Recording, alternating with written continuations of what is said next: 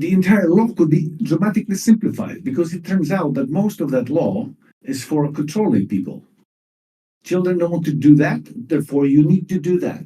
And if you don't do that, we will do this to you. And if you don't do that, then there's the whole structure, superstructure of crazy rules and regulations. So in Poland, we have an idea how to keep the law simple. We still try the rebellion. I don't know if it's going to be successful. However, I can say we have, I think, around 3 people in the parliament who might support the law. So 15 people in the parliament might mean that the law becomes a subject of the parliamentary debate. So comparing with what we had 3 years ago, with no resources, no money, just students, we made tremendous progress. Anyway,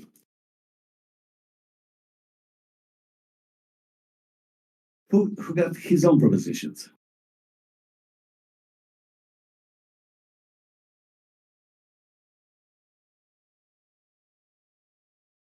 Sifan, are you listening? Yes, So, but I was waiting for the others to say their thoughts before I jump in. Yes, yes, okay. sorry, maybe it's stupid question. So, out of the circle, uh, what is the idea? What is the goal of the legislation you want to push through the parliament? Like, It's extremely simple. First of all, you remove coercion. At this point, you rely on the natural instincts of learning, which all kids have, as long as you don't destroy it with schooling. So we have so practically. no, okay, sorry to interrupt you. Yeah, go So on. that will be the point one. Second point is support. In other words, there are families which can't afford education, they can't afford a computer even. So the support would be in terms of vouchers for all children to spend on their education for devices, for computers, for schools, for democratic schools, for online schools. And the third point is also very simple. We have already a complex education system. We do not dismantle or given up on this. We just pass this education system to the hands of local authority, which most of it is already in the hands of local authority, except for the superstructures of a school inspectorate, superstructures of the Ministry of Education, and other complex institutions that keep controlling the decisions at this local level. So the only difference is that we would have the same ownership, but without the control from the above. So, in other words, the plan is this: freedom, support, and not destroying what we already have. And this can be really written on just a few pages. Wait, Piotr. So, how do you plan to convince most people? Because I feel like your average person is a bit dogmatic about it. Like they Mhm. think school is all important. So, like, I agree with you, but I feel like your average person is not gonna agree. So, how do you plan to convince them? Yes, I will quickly recapitulate my 3 points because we welcome Vita Grabowski, who was part of this whole process before we got to the Lex Libertas, the simple law. So the simple law is, again, freedom for children, support for the weak, and not destroying what we have built until now. And if you're asking me how we can convince the adult world, the claim is we can't. In other words, the body of accumulated mythology about the old system is too big to move it. In other words, too many people would need to be convinced. That's why when students came up with ideas of a school strike, I immediately jumped on this, and I'm telling you, oh, wait, guys, we don't have Richard Frensham. I think I'll have to send him a link. Perhaps he doesn't know it yet. So I'll just finish the sentence.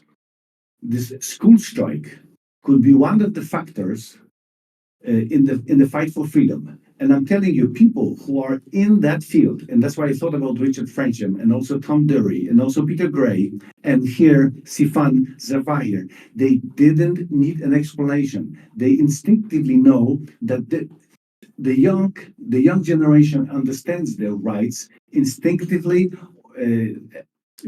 through their emotions. So we don't need to convince them. They are practically already convinced.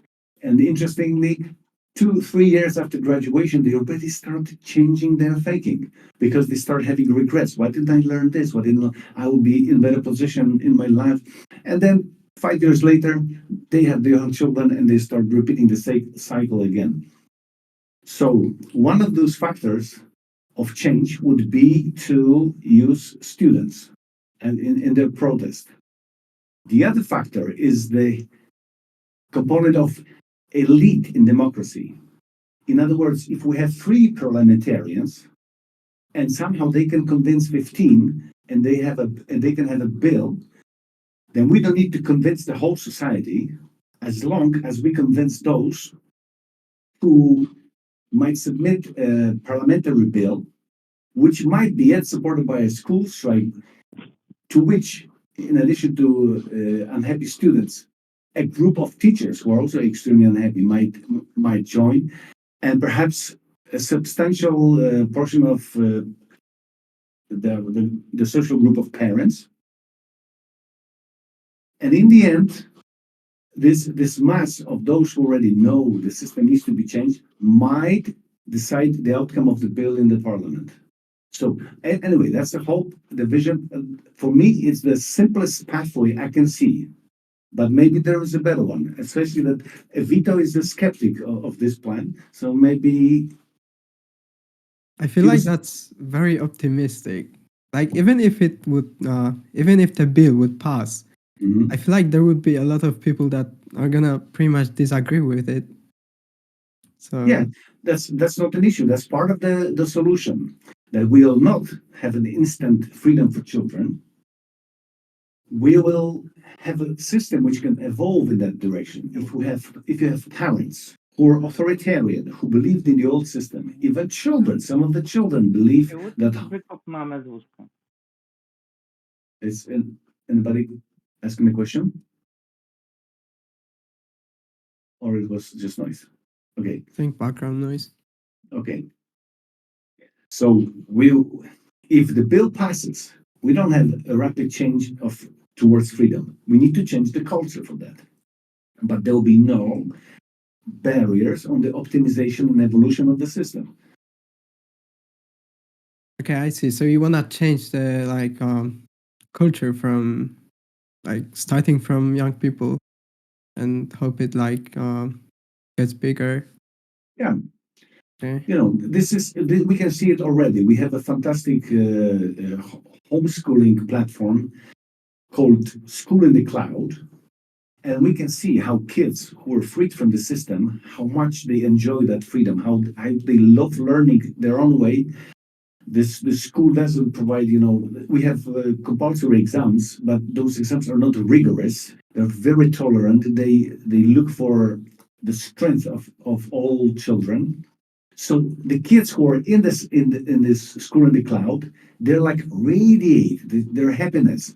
And after a week or a month, or perhaps even a couple of months, most of their friends from their environment or prior school become also an enthusiast. And this cultural barrier that their parents think they will not learn at all, and they don't agree.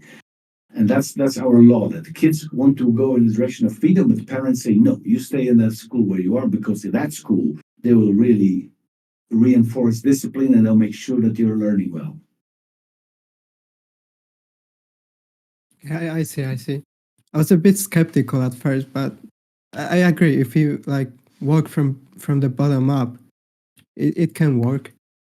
And guys, one important thing I wanted to address here, I wanted to address to all of you, especially if we are in different countries, because we're quite a constellation.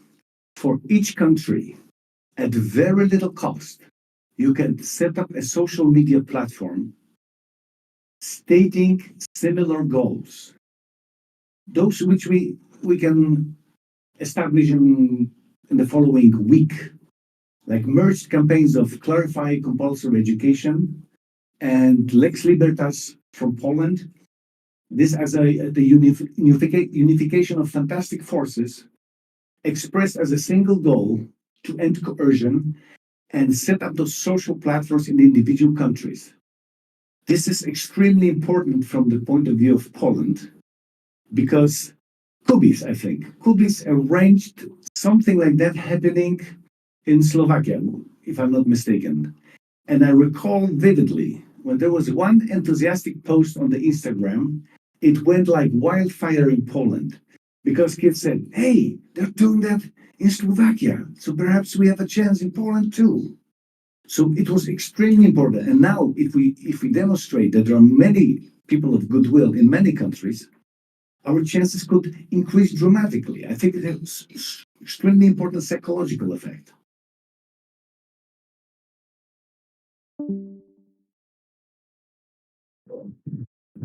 May I share some thoughts?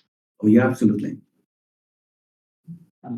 So first on just on the last point that you were making, I think whatever is happening, the more countries it can happen in, the better it will be for the goal.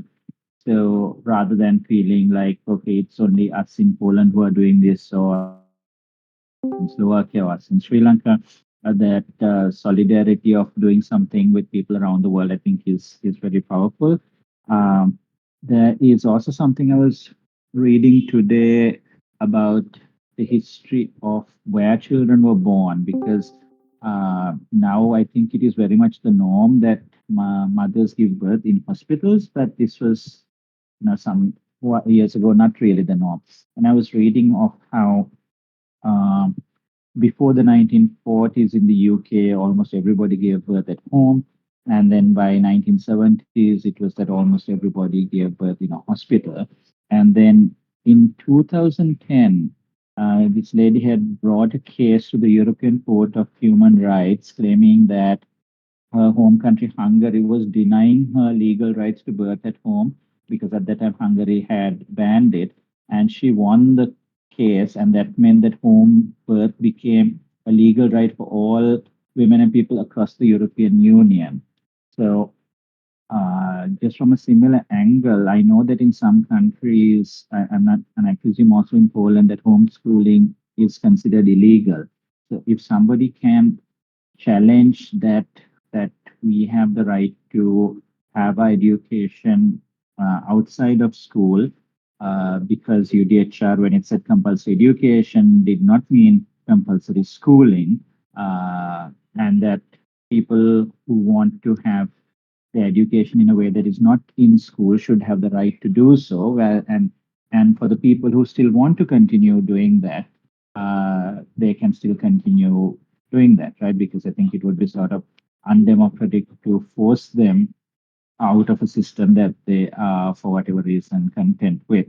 So maybe the approach would be, or the change in the law that we could target would be to ensure this right is available for everybody.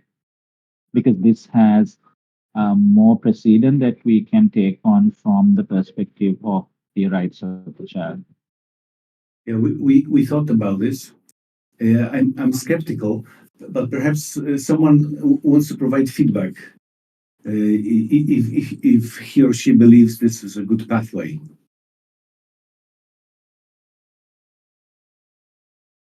My skepticism comes from the fact that each time we leave decision in the hands of the adult population, however smart, we are on a losing position because of the power of mythology. And I'm basing that, I'm not sure you're aware, Sifan, we had such a case already in Europe.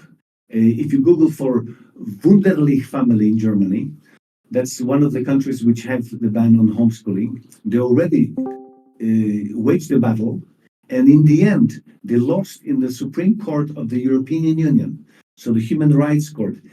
Somehow it stated that Germany has the right to to pursue the legal solutions that they have. In other words, once you pass this to the adult elites, including legal elites, which could actually be even at disadvantage, which I can explain on some other occasion. We are on the lost ground. That's why I believe in the power of the youth and power of single adult individuals. So that's why I was thinking about the school strike is a great idea, and the parliamentary bill where you need just 2-3 members of parliament to get convinced, and that's already likely, who need to move to extend to 15. That will be a fantastic foothold in this adult world. So in other words, the children translate their power through a couple of enlightened adults. Instead of relying on this whole system, we on the similar basis we rejected ideas like referenda, like citizens bills, and a couple of other tools and pathways towards legal change, because all those tools are in the hands of adults. And I'm not sure you're aware of this Wunderlich case, but I will sure pass it to you because it's pretty depressing. If you look at the struggle of a fantastic family, that's lots of kids. I think the only disadvantage or weakness was that it was a Christian family in Germany. So I think yeah, our friends from Germany will be pretty aware of that case. So I'm afraid that could reduce your optimism. Yeah, if I may add something. The problem with homeschooling, even in the countries that it is fairly legal and even, I would say, maybe not encouraged, but at least no big obstacles are made. So in all the Anglo-Saxon countries, the homeschooling involves a lot of parent attention, and it's not very popular. We are talking about 1, 2, maybe 10% of population that is actually going into the homeschooling, and that's not a solution. That's maybe a start, but it's not the solution for the whole problem. What we really need is actually to change the system of the school system in order to grant pupils the ability to actually shape their future and not allow the adults to intervene too much. It's only about making sure that we think about the pupil as the human beings.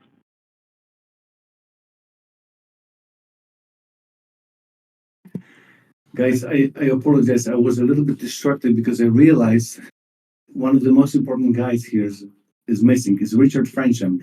Stefan, I think he has just asked a question at My Life, My Education. I think we should provide him. Richard is here. No, Richard is here. He's on the chat. Richard, yes. I've Fantastic. managed to connect. Sorry for being late. Fantastic. No, we realized very early in the morning. And funny thing, I told Tom Dury agreed to come. However, I didn't realize that it starts at 6 a.m. at his place because Vancouver is like 3 hours away from Ottawa. Right. Yeah. It's not too late for me. I just I couldn't get the server working right. Excellent, but you're here. Listen, so maybe I will recapitulate the most important things for you. Maybe you will have your own contribution. So I spoke about the optimism of a simple education law in Poland and perhaps a school strike and perhaps pushing the bill through parliament. Stefan spoke of a legal case in which we could combat the ban on homeschooling through the legal system. And I was skeptical because of the Wunderlich case. And Vito spoke about homeschooling. Vito, the actual number for Poland is only 1%. If you take this recent exposure, it's only 1% of kids in homeschooling. And I can add that in my environment, at least 60% of kids age, say, 10 to 16 would like to move to homeschooling. So it's the parents who stand in the way. Richard, what's your solution for the end of coercion? Yes, of course, I have the solution that everybody else is looking for. That's our constant struggle, and I don't think the answer is the same in every part of the world and for everybody. But I agree with Vito Grab, if I'm referring to you properly, Vito, that we need to be looking at change from within the public system. This is where most of these students are. But it's not just for that reason. It's the idea of we've got to be looking beyond just the education of the child. We've got to be looking at what kind of society we want to create. And if we don't have a strong public institution promoting public education, offering the best education for each child right within their own communities as a launching pad, then we have the potential fragmentation of society where everybody starts looking for the school opportunity that's going to be best for them, or the homeschooling option with support in learning environments in some way. If we really want to create strong societies, we have to have a place that we come together. And right now, the pressure seems to be on people to find something other than public education, which has communities disbanding or fragmenting, kids living next door to each other, going to different schools so they don't get to know each other as much, all of that. So I'm just promoting the idea that we've got to look for a solution that does more than just gets the right education to each child, but rather that creates the society that we want. That's where I'm coming from. And I've been really encouraged by the Learning Planet Institute, the festival that it just ran, and with the evolution of thinking in UNESCO. I think that we're seeing that maybe the time has come that instead of fighting with them, that we actually start to work with them and become part of that fold. So that's my current thinking. I think it's great to see all these people here on this call. It's really encouraging for me. So thanks, Piotr. Yes, Richard, I have a little bit of bad news and a little bit of good news. The bad news comes from the area of school strike in Poland. The good news comes from the brain, and the brain is my hobby, so I will leave the good news for the end. So we had a major, I would say, conflict within those kids who wanted to initiate the school strike. One of the young leaders, who is not here, one of the young leaders is absolutely convinced that private schooling is the solution. And before we joined forces, he already had an idea of freedom, but in his plan, and he was 16 when he formulated his plan, he said this education must be private. That was the idea.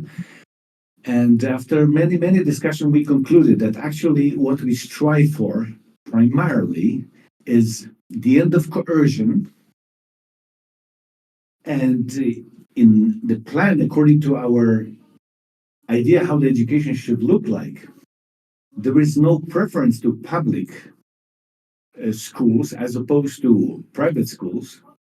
They only compete between each other on the basis of student satisfaction.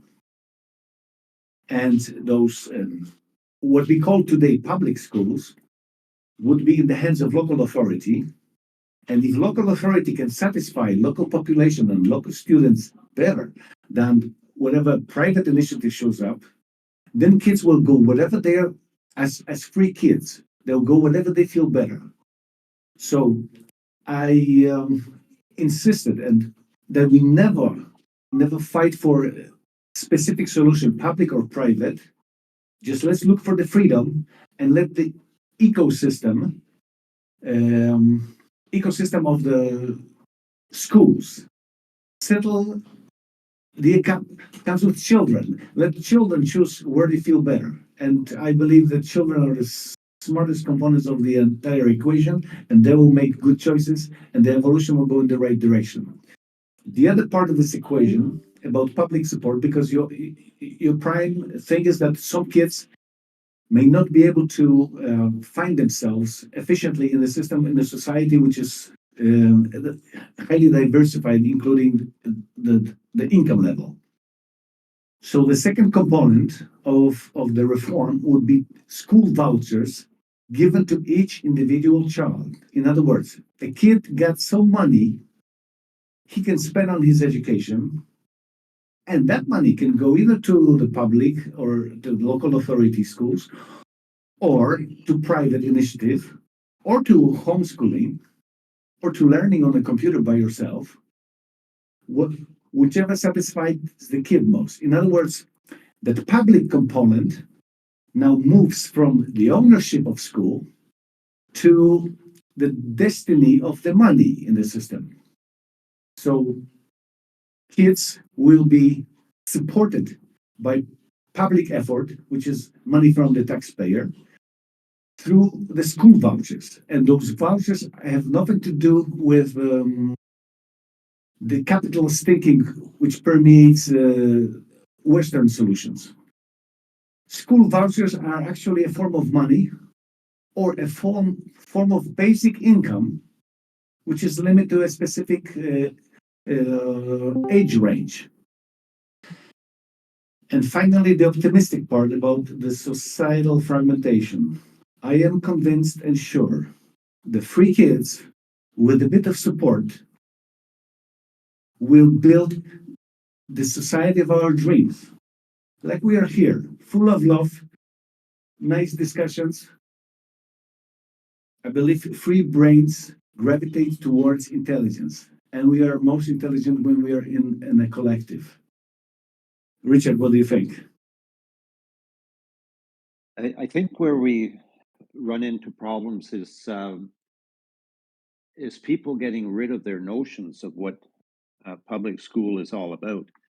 And if we think in terms of a public school, Peter Gray brings this up, the idea of the two learning institutions that we have, one being the library, one being public education being forced learning about things that you don't have necessarily an interest in, libraries being self-directed learning, where you walk in and you get help to learn the things that you want to learn. So the vision of public school would be more like the library, where the student, the learner, walks in to the institution and says, this is what I want to learn. And then the librarian uh, opens the world up to that student as to all the ways that they could explore that. So that library model, we might call it the ecosystem of learning in the neighborhood, becomes the launch pad for the student. It offers a meeting place for everybody. It offers to be a community builder, but it's the neighborhood launch pad for learning, and it incorporates the ideas that Yakovech has with learning cities. That was a notion. I forget the name of the book now. He referred to it, but it's some Vancouver author that came up with this idea of learning cities. So we have to get rid of a lot of these preconceptions of what public education, public schools are all about. Uh, if they are properly developed, they become this place where an excited learner goes and gets stimulated by others and has opportunities to take part in things outside their neighborhood. So they can be going off to learn in other places.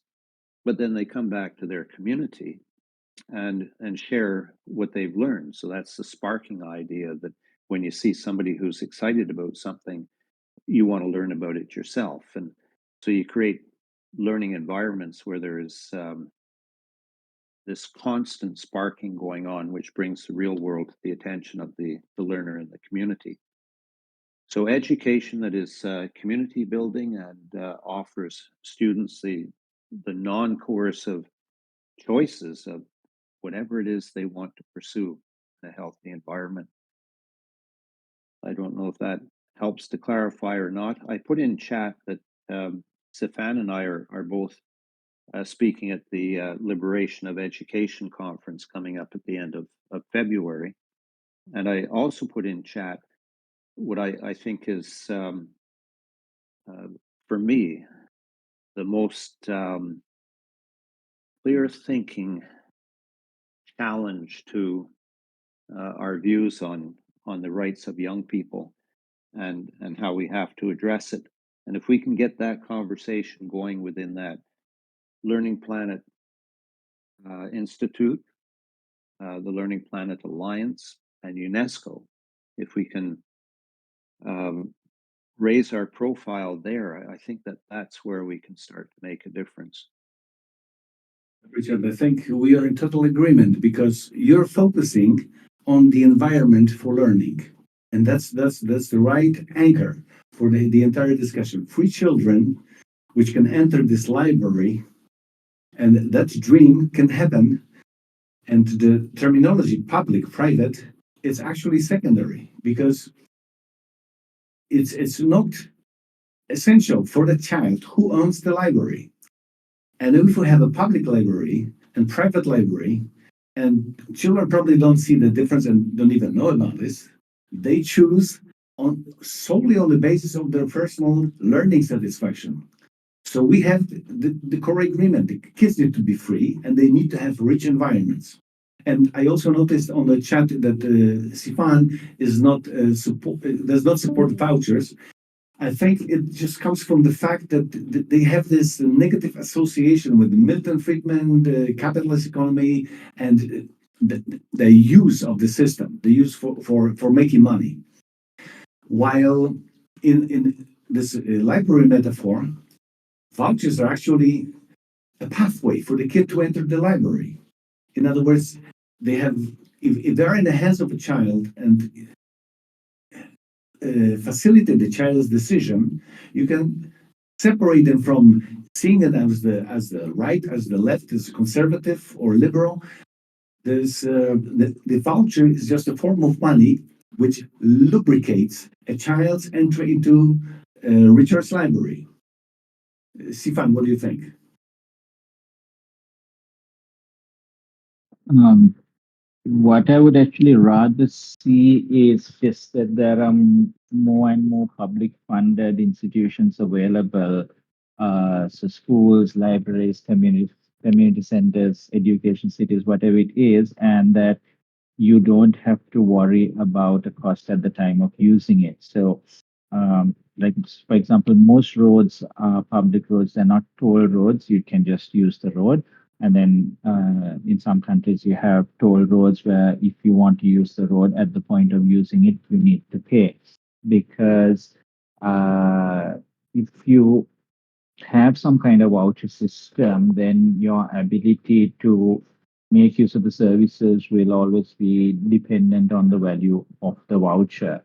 So, from the theory that, well, instead of the state is spending this much for you on public schools, so instead of that, you can go and spend it at a private school instead, then really only looks at the formal school part of the education and not the other possibilities that arise. And when education is currently seen as being so centered around schools, it's also very likely that the parent will influence the child to choose to spend that on the schooling and not on some other things that could be uh, of benefit. So I am more inclined to just more public funding of services that uh, people may make use of. I mean, also if you look at healthcare, so in Sri Lanka we have public funded healthcare, and if you need it, you go and you use it, and it's paid for. It's not like you have a allowance that you can choose to spend on your healthcare. You just use it as much as is necessary. But I think this is a maybe more minor detail and should not be maybe the focus of the conversation now. I think it might be a minor detail, but we can easily resolve it because I think we can just change the terminology. You speak about publicly funded schools. Why don't we speak about publicly funded students? Public funds the students and they choose the school and they just want to find their own niche for development independent of how the school was built, who was contributing, what is the sort of building materials. In other words, all those factors are secondary. We want children to have support and have freedom of decision. So when Richard speaks of public schools and you speak of public funding for schools, if we just say we publicly fund children, that's a nice compromise in terminologically also.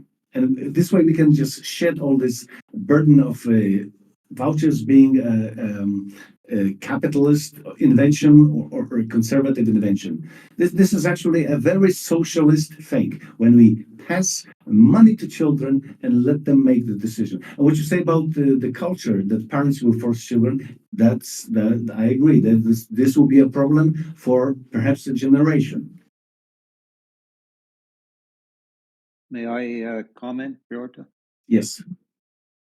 Uh, I don't support vouchers. I put that in the chat too, and I don't fundamentally support the idea of fund the student because that then leads to students going outside their neighborhood doing whatever.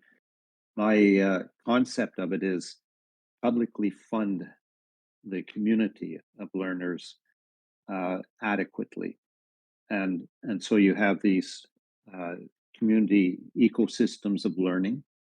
And we can call that public education or local libraries or whatever, but it's this community of learners. And so publicly fund the community for learning. And then how the funds are used would be, and we grow this idea, but basically it would be along the lines of how a democratic school works, that it's got money and students that have particular interests request access to money that they need in order to pursue that interest, and so they're learning to negotiate how to get funds, do fundraising. It might be that the community itself is not prepared to give a student as much money as they might want for some adventure that they want to go on. And so then fundraising, how can you get more money? And the whole thing becomes a learning environment then where students, it's real life and they're making decisions about where the money goes in community with others. And this is democratically working out how a community's resources are going to be used. If it's funding to the student, then it becomes very me first oriented. And our first thing that we have to accomplish with public education is the building of a good, strong society of people coming together. Richard, I'm a little bit surprised when you speak about fundraising. In our concept, those school vouchers, even if they are funded for less what we presently spend for education, they will cover beautifully or well above the needs of an average democratic school. In other words, there is no question of fundraising. The kids enter the library and never have a worry. No one has a worry about fundraising unless they have some fancy projects on their mind. But I think Yes, so the fancy projects. our main difference is, I think, neurobiological. And I hope I will convince you at some point that humans are far more naturally fantastic creatures than than your statement me first implies. We naturally seek interaction with others. We seek intelligence, and that's part of the physical design of the human brain. So, funding individual kids for their own choices not only doesn't increase the risk of the decrease in the cohesion of the society, these will be the most fantastic, free and happy individuals which will seek, actively seek building networks like we are building it right now. I'm sure you find enjoyment in the fact that there are so many of us here. I am like almost ecstatic. While most of my free life, you can say, I was pursuing individual goals. In other words, the evolution of the brain goes in the direction of intelligence and global intelligence. So we do network naturally. So if kids are not the development, if we don't interfere with their development, we do not need to worry that they will become egoist, uninterested in the community. So this is actually, I think, maybe we need to, maybe I'll need to write a longer text about this because that's an interesting worry which you present here. May I think give we- one example? Mhm. Let's say you have a student, a young person in a community supported by an ecosystem of learners, and there's a certain amount of funding that place has. And you have a student that would like to go for a month-long adventure on a tall ship learning environment, that kind of situation. There's not enough money to fund all the children to go on such expensive adventures. And so, how do you work that out? There are some families wealthy enough that they can pay for that kind of trip for their kids themselves, and in the kind of free, non-coercive learning environment that we're talking about, you don't have forced learning, so kids are free to choose to do that whenever it's suitable to them. But for the kids who are not as well off, for them to be able to present to their learning community that I too would really like to go on one of these tall ship adventures, but I don't have enough money. Can the school fund me to go on that? And so then you get into discussions. Well, the school doesn't have that kind of cash to give to individual students. What we can do is we can contribute to it, and then maybe help you fundraise, and so you're learning about other things there. The whole thing becomes a learning and a learning question. It's not just a case of handing money to people. Raise money for the things that are most important to you on an individual basis. Go to your neighbors, do whatever, solve the problem. Critical thinking, all of that stuff is practiced in the process. I'm going to be quiet now. I feel like I've really monopolized the time here more than my share. Oh yeah, I think you present fantastic examples because this is a thing to think about. I think this is more of a complaint about the society because the root of the problem that you present here in the example comes from the fact that we are diverse and we are pretty stratified. In other words, we have Elon Musk's and we have children who don't have enough money for the meal for the next day. So it's a problem of society, which is perhaps percolating down to the issue of education. And I don't have the answer because I'm not sure how we should actually, I do have an answer how we should structure society to solve such problems. I just don't have the trajectory how to traverse there. For sure, the first step in that direction is freedom, so that all individuals can look for best ways to adapt to the surrounding world. But second important factor is that I do not believe that in free development, cases of this kind of discrepancy between the chances for development will be significant. In other words, if you take the unschooling community of 100, you might see 1, 2 cases of those adventures which are expensive, and they will not be to the detriment of community, and they'll be to the benefit of those 2, 3 individuals. And as a collective, they will all benefit because they will all adapt differently. So you may see it as a case of social injustice, but we should rather address the social injustice of the entire society.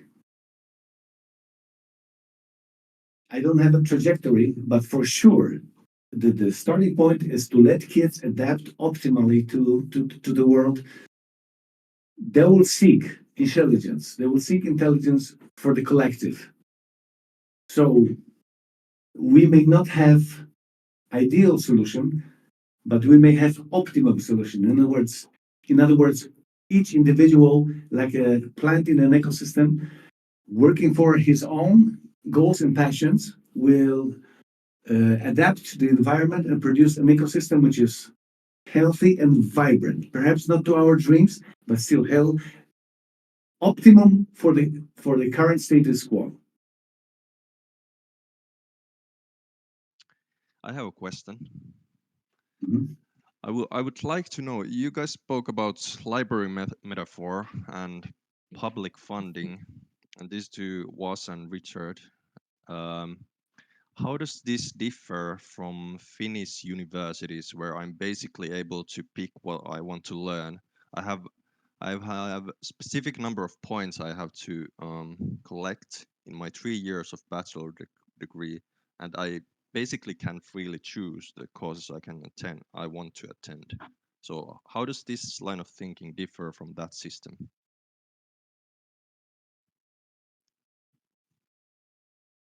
I think it's very similar. The society will impose its differences onto that process. But if you have a specific number of points and you have an equal starting point in your trajectory, then the analogy is very good. Except, obviously, for the many, many years before, you've been under a pressure of this school coercion. So, in other words, those entrants to this nice system are already somehow damaged by the prior process. So their decision making may be suboptimal. But if I understand you correctly, the metaphor is good. The Yeah, comparison is good. yeah, I think that's spot on. But why talk about vouchers when it seems to me, a very good system already that you can lend ideas from? Yeah, I think vouchers like a form of money for the kid. We want every kid to have a chance. So that's an expression of every kid gotta get the same chance apart from whatever his parents or his privileged environment can give him as an extra. But when we look at 4% of Polish GDP and the money it yields for education, that's it's a tremendous amount of money. I'm telling you, all kids will be in the seventh heaven if they could get their hands on that money and they could use it optimally. The education will like spring up manifold. So I'm sure with Stefan and Richard, we discussed it also with Gianna at some point, or Jana. The vouchers for all empathetic people, the first reaction is negative. But if you look at this as a form of money or form of basic income or a chance or support,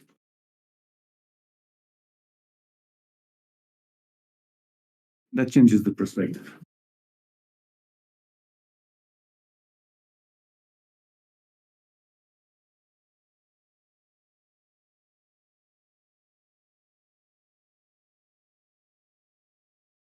So how many countries do we have here?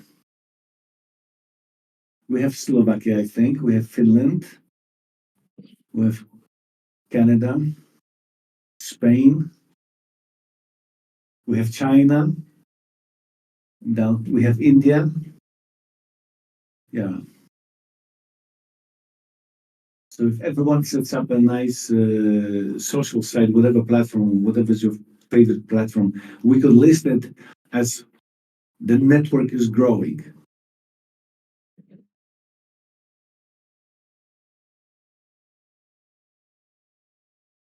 Yeah, but what I'm seeing is growing, but in a diverse way.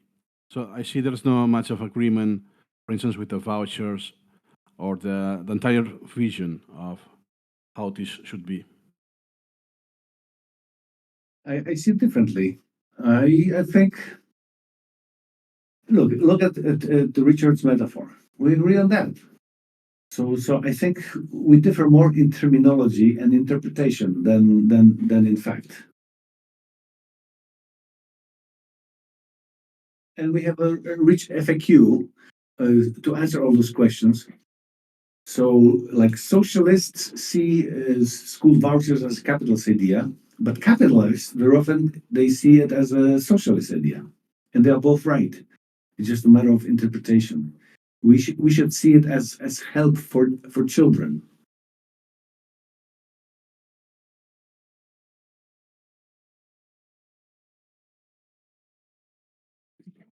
So, guys, Because what my main idea is my main request is this: everybody.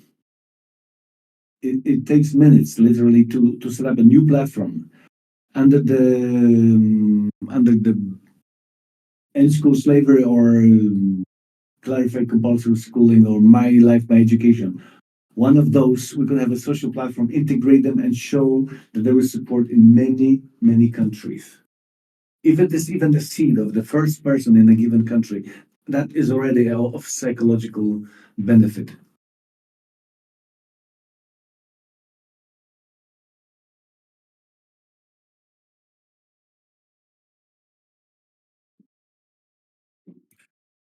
So, that doesn't mean, Palace, you want to conclude the meeting? yeah, we can wrap up here if you want. Mhm. Okay. Can I just say something before that? Oh yeah, Stefan, could you put yourself on video because there is a little bit problem with sound quality, but once I have you on video, I understand every single syllable. Right. Um, So on the basis for this strike, my sort of suggested approach would be to use the UN Convention of the Rights of the Child, not on the right to privacy like the German family had used. Richard has shared a recording of a session where we uh, talked about some of the aspects of that, of sort of the broader evolution of the human rights discourse and how the UN agency is only now really coming into tune with some of the things that democratic education has been saying and doing for like more than 100 years. But so there are specific rights to children guaranteed in the Convention of the Rights of the Child. And it's, I think, especially powerful that the convention came about as a result of the Polish delegation and was strongly influenced by Janusz Korczak's work as well. So if children are to say that my right to freedom of expression is being violated. My right to freedom of assembly is being violated. My right to herd is being violated. Then it is very powerful because when the country ratified the convention, then they have an obligation to respect, protect, and uphold those rights. So if the children are saying that when you do this in schools, it is violating my rights, it is much harder to ignore.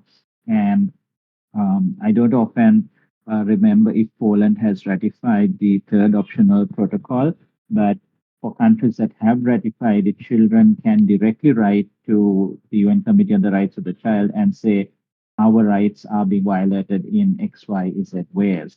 And then the committee is obliged to look into that. So by engaging with the mechanisms of the UN on the rights, I think we have a lot more credibility for what we do.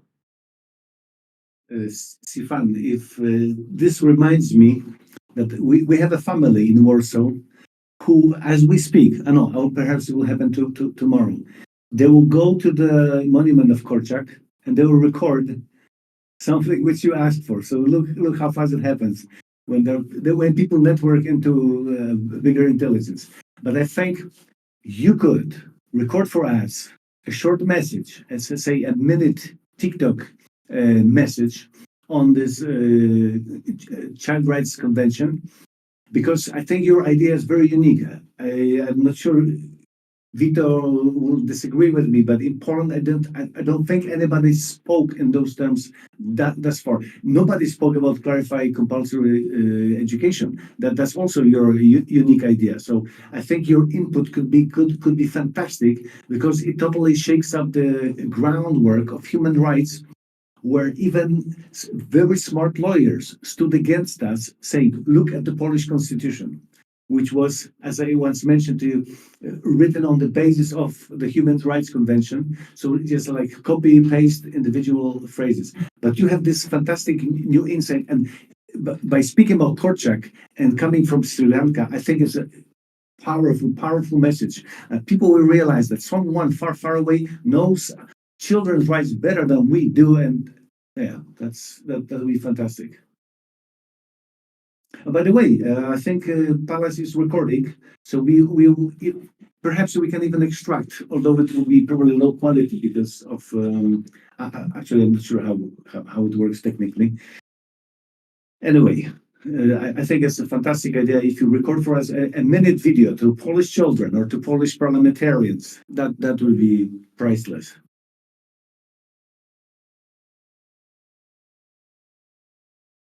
Richard? Yeah, I will see what I can do, although I'm not too sure what I can fit for 1 minute, but I'll share something I recently did for a minute in the chat as well. I think you did it in 1 minute. You did it in 1 minute. Maybe take something from that, the biggest barrier to rights affirming education talk you did, Safan, a little clip from there. There was so much that you said there that's good.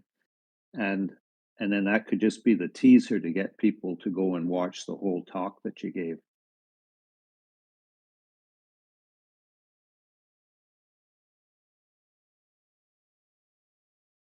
I will try to think of a very Poland specific message.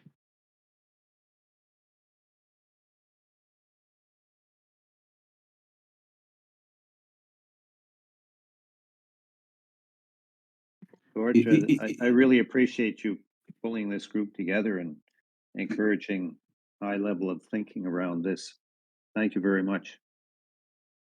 I wanted to say that indeed, Sifan, if he addressed Poland specifically, or perhaps even school strike children, tell them what he thinks about their right to be heard. Because right to be heard, that's the key word.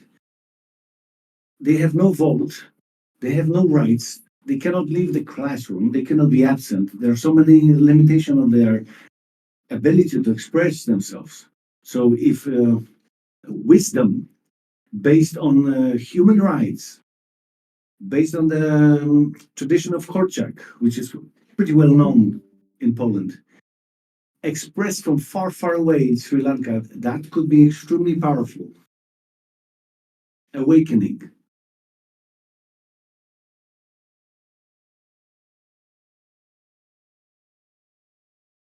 Richard?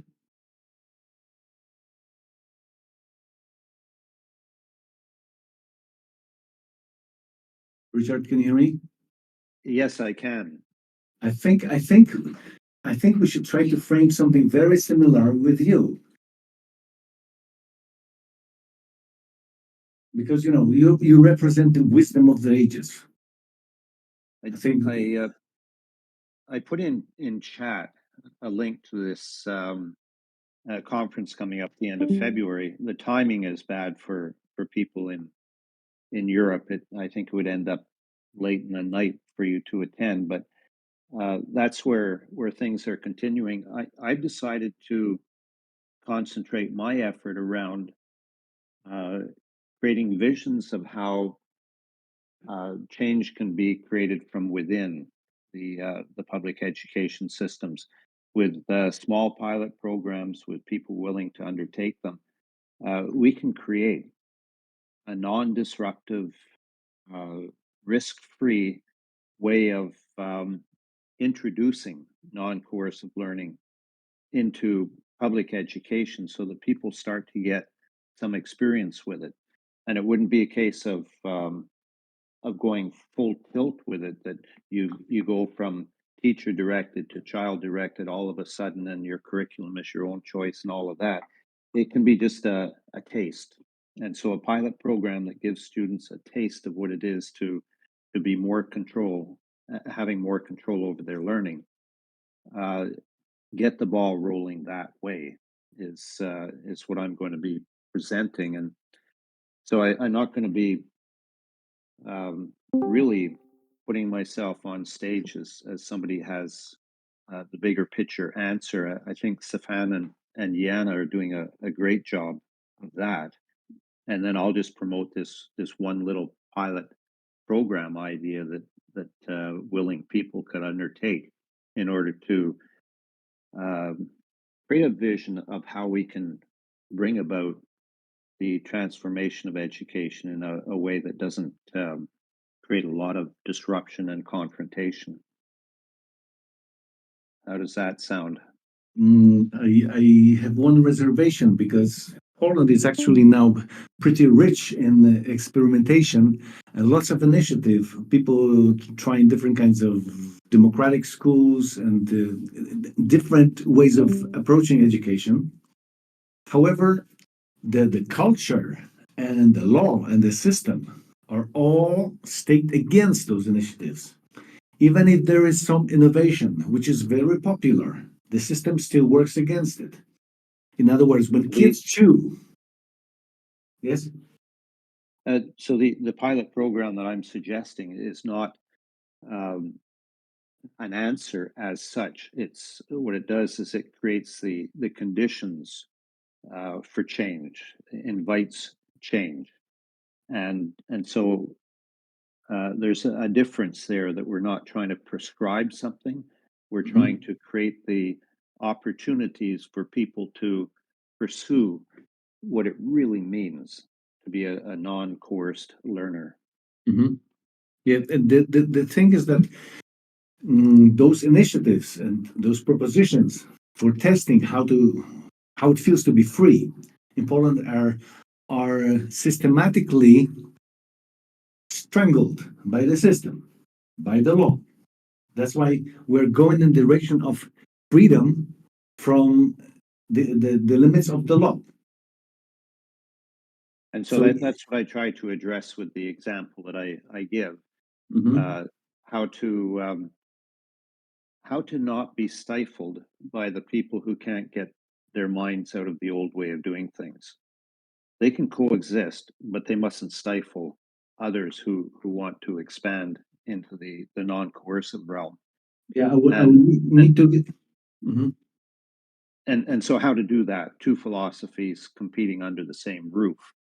How do you manage that? And how do you allow for the scalability and the experimentation required to pursue the idea that you can have public schools that are non-coercive? Allow the When, pioneers a possibility to do their pioneering work. so when you say two solutions under one roof, that sounds like Two philosophies, yeah, two or philosophies. two philosophies under one roof. That's perfect because that allows the good win over the bad. So let people choose what works best for them. However, we have a tilted system in Poland in which those who try to put two philosophies under one room, under one roof, they immediately stifle one through the legal regulation. So that's how the whole evolution of the system proceeds in steps and bounce and comes back in oscillations. In other words, we gain some freedoms, we have some new initiatives, they grow, and then the system strikes back, and those initiatives get stifled by one regulation or another. So there's I've universal. experienced what you've said. You have experience.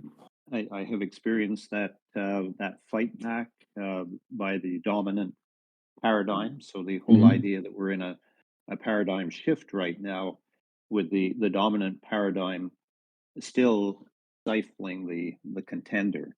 Mhm. And so, given, if we learn our lesson from history, Thomas Kuhn, that paradigms compete, and that even when a dominant paradigm has outlived its usefulness, it's going to do what it can to stifle the contender because it wants to maintain the power.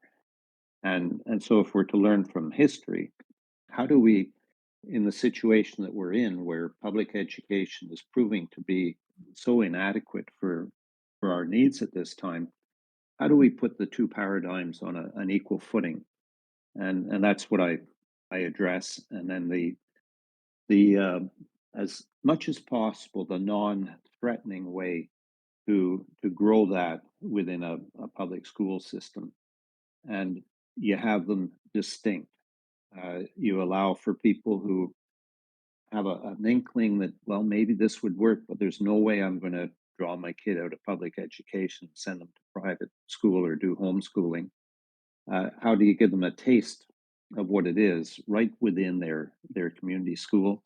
And if they like it, they can stay with it. If they don't, they can go back to the old way. But the choice is with the learner, and so that's the concept that I'm trying to get under discussion at this point. I think each time you speak, I see that apart from the terminology, what we propose in Poland is exactly what would meet your requirements and dreams. So we still have chance to talk about this, especially that I think I will need to put on my list a better description of the process in which individuals, totally free from any bounds of society, will still tend to enter that cohesion with the network for the mere sake of global intelligence. Guys, have you noticed that Tom Dury didn't manage to join? I think at this moment it is 7 a.m. And he said, Yeah. and and early morning, no, and getting up early morning slavery. That was his statement. So I apologize because in the invitation I wrote that we expect Tom Dury. I didn't compute correctly that it's very early in the morning for him.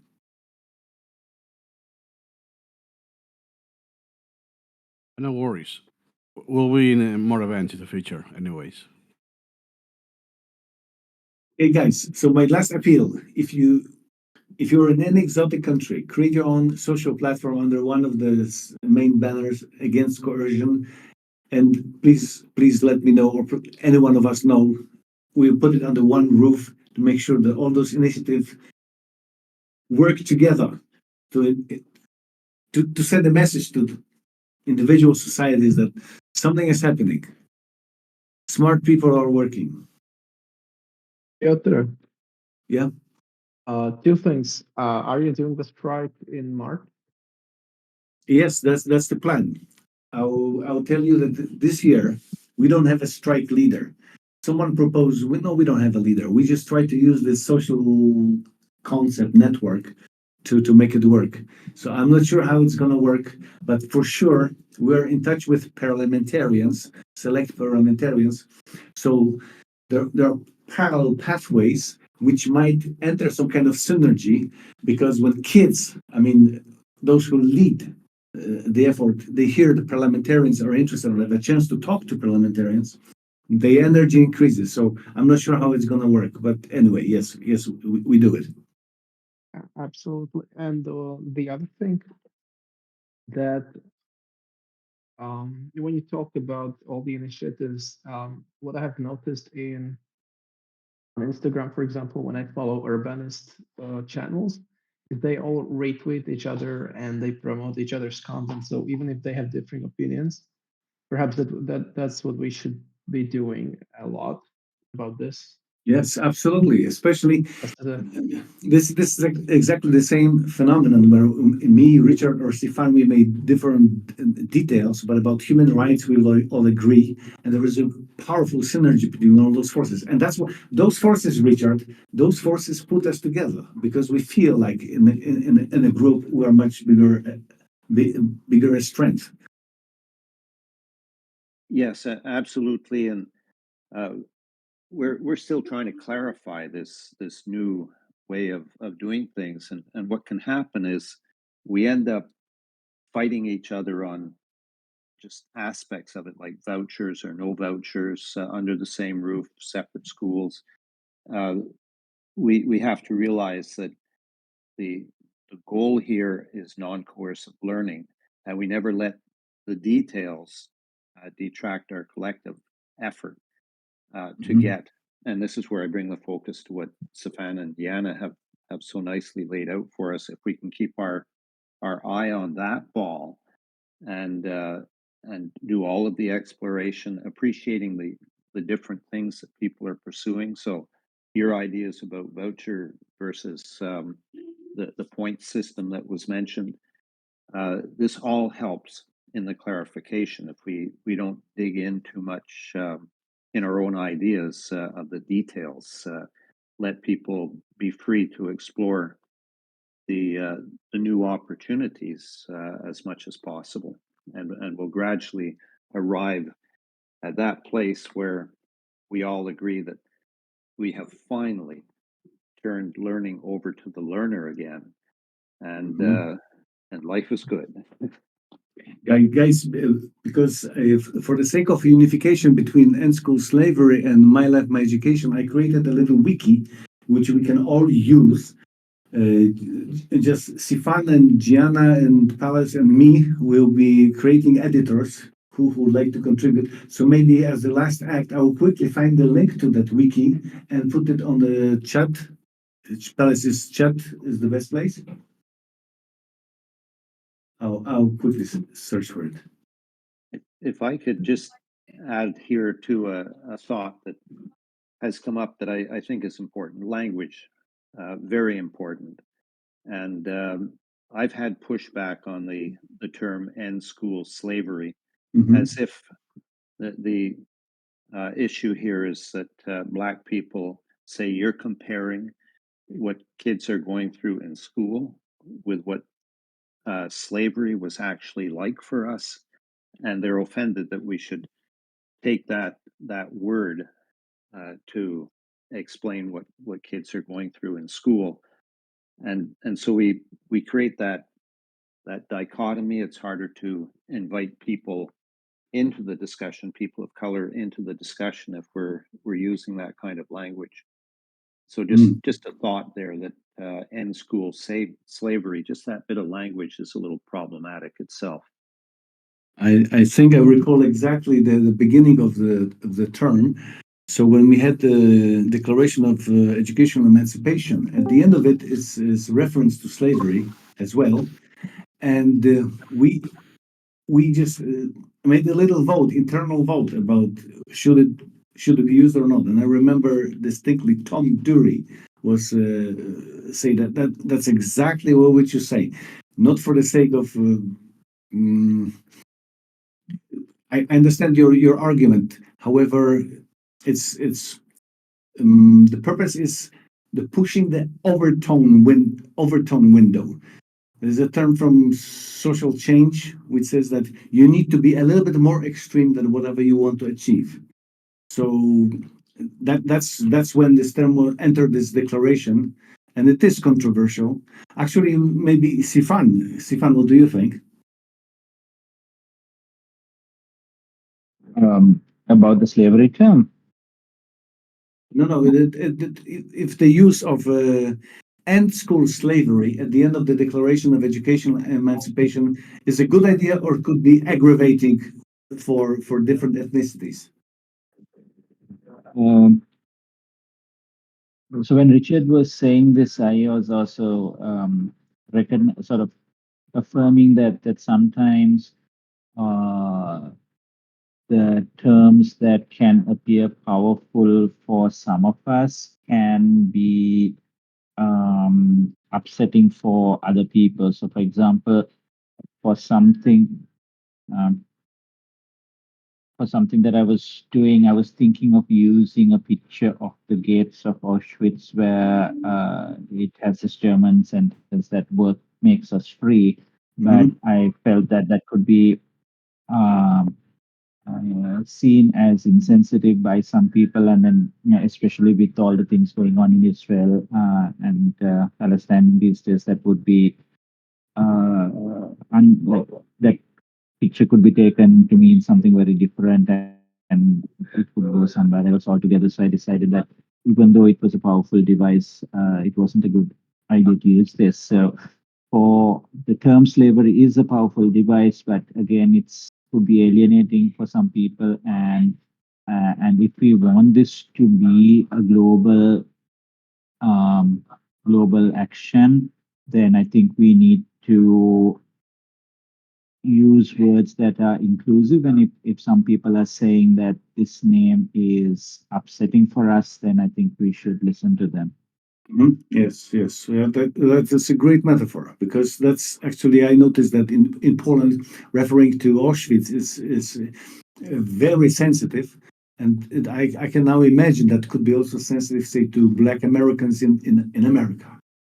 I just remember Tom Dury was definitely for because he said the radical. Once you get radical, then you really wake people up. So anyway, there is no debate about this at the point. We already agreed that about those Discord servers will separate the rebels from the educators. The educators will try to stay high and fly high, while the rebels can get still excited about um, freeing themselves from the bondage. And in the end, if we unite all those social media platforms, we can very easily come to a compromise. And for sure, the kids need to have a voice in that. So, I think we find a solution. At this moment, it's all rudimentary in the early stages. So I'm not saying one way or another. One thing, sorry, one thing to note when you have movements like this, you really have to show different things to different audiences. Like the core idea needs to remain the same, but like the language and everything, when you cross borders, metaphorically, you have to change what you're saying while still meaning the same thing. So you tailor it to different audiences if you want to have a large movement. Oh yeah, that's very important actually about school strike. It's exactly the same thing which we came up this year. So the strike is just named as against school coercion. It's not even fighting for this law. There is no issue of vouchers or privatization or this public funding. All those issues are under the umbrella of school coercion. So this way, we can have more student organizations, even those who come from the skeptical point of view, as long as they agree with the main point. We have a force. So that thinking is extremely important. That yes, we need to frame the language for all the individual subpopulations, and it's okay to have streams of force under the common umbrella. So that's nice. We have my life, my education, which is so beautiful. I associate with bananas and beautiful islands.